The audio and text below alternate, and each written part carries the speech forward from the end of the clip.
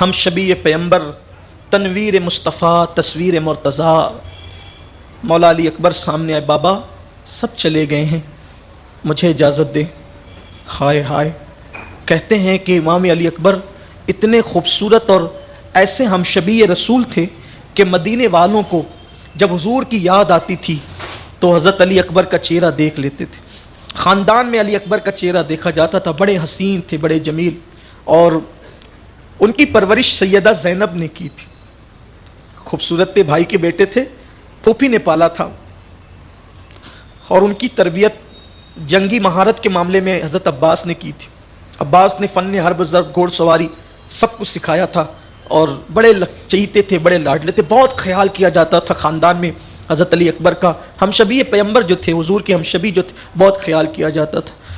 آئے کہنے لگے، بابا میں جانا چاہتا ہوں۔ کوئی ضد، کوئی ہارٹ ایسی نہیں تھی جو پوری نہ کی جاتی ہو۔ امام کی آنکھوں کے سامنے اندھیرا سا چھانے لگا، امام کی آنکھوں کے سامنے اندھیرا سا۔ بیٹے کو، ہم شبیہ پیغمبر کو، تصویر مصطفیٰ کو کیسے اجازت دوں؟ بابا سب کو اجازت دی، علی اکبر کو اجازت نہ دیجیے گا۔ امام نے فرمایا، کس منہ سے اجازت دوں؟ مجھے خیال آتا ہے وہ منظر، مجھے وہ خیال آتا ہے کہ جب یوسف علیہ السلام کو ان کے بھائی کنویں میں ڈالنے کے لیے لے جا رہے تھے تو یعقوب علیہ السلام یوسف علیہ السلام کو یوں بار بار اپنی گود میں چھپاتے تھے، اور کہتے تھے میں نہیں لے جانے دوں گا، نہیں لے جانے دوں گا۔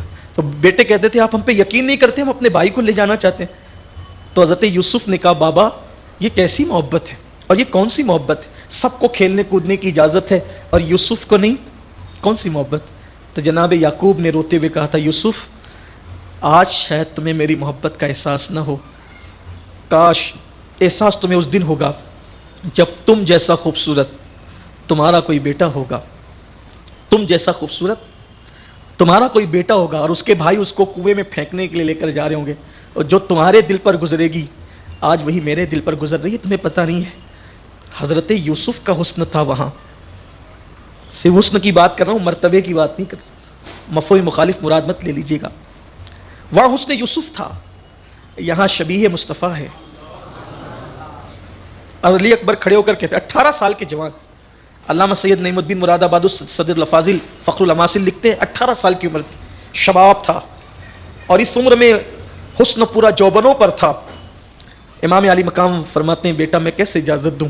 کہا، بابا مجھے اجازت دیں تاکہ میں بھی آپ کے قدموں پہ جان قربان کر دوں اللہ کے دین کے لیے۔ بالآخر امام حسین نے ہم شبیہ پیغمبر امام علی اکبر کو اپنے ہاتھوں سے امامہ باندھا اور گھوڑے پر سوار کیا، اور گھوڑے پہ سوار کر کے بیبیوں کو علی اکبر نے، شہزادہ علی اکبر نے آخری سلام کیا، اور سلام کر کے جیسے ہی بڑے، امام نے فرمایا، علی اکبر ایک بار پلٹ کر دیکھ، میرے بیٹے ایک بار پلٹ کر سوچے، صحیح غور کریں، اللہ کے دین کے لیے قربانی کیا ہے۔ امام علی اکبر گھوڑے پر سوار ہیں اور بڑھتے ہیں۔ بڑھنے کے بعد جیسے ہی آپ میدان میں پہنچے، حضرت صدر الافاضل علیہ رحمہ اس کا نقشہ کھینچتے، حضرت استاد زمن حضور رئیس القلم کتنے خوبصورت انداز میں اس کا نقشہ کھینچتے ہیں۔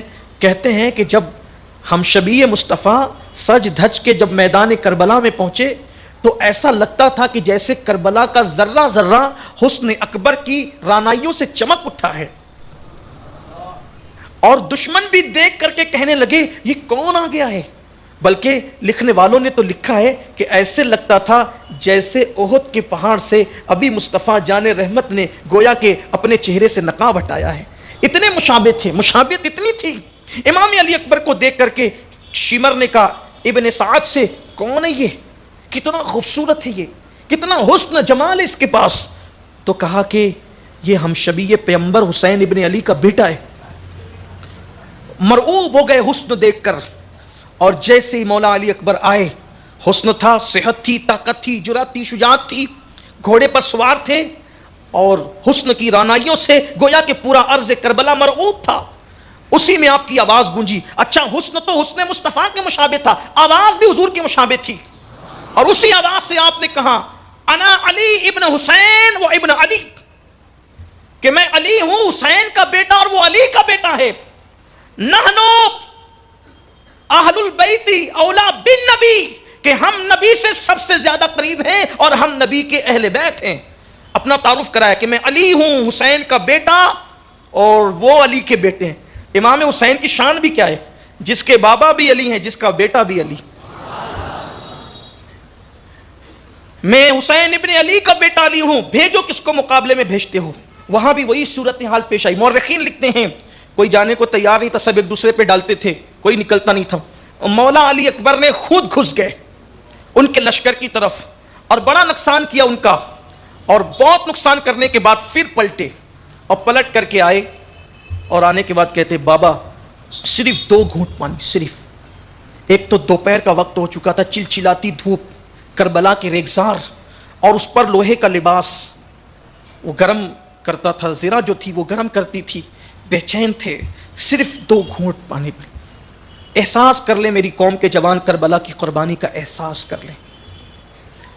مائے رمضان المبارک مئی کے مہینے میں آتا ہے تو 40% لوگ تو روزہ رکھتے ہی نہیں ہے، الا ماشاءاللہ، روزے سے ہی جی چراتے ہیں. اور جو رکھتے ہیں ایسا لگتا ہے کہ افطار کا وقت کب ہوگا. ہم جیسے لوگ بھی رکھنے کی سعادت حاصل کرتے ہیں تو آدھا دن سونے میں گزار دیتے ہیں، اور جب اٹھتے ہیں تو گھڑی پر نظر جاتی ہے کہ کب افطار کا، تسبیح ہاتھ سے چھوٹ جاتی ہے گھڑی دیکھتے دیکھتے. یہ کیفیت ہوتی ہے لوگوں کی. لیکن 3 دن کی پیاس ہے، 3 دن کی پیاس.